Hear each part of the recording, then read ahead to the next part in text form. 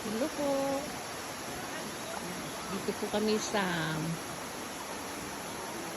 maliit na ilog para ganapin po ang aming baptism sa aming isang kasamahan na tumanggap po sa Panginoong Jesucristo.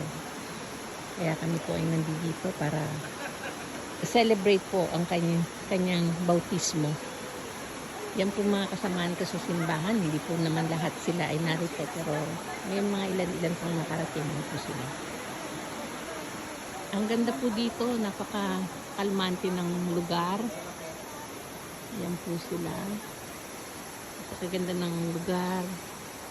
Talagang ang Japan po talaga, marami pa po silang mga tinatawag na virgin forest na as it is, hindi pa talaga napakialaman. Ganda po. Ayan.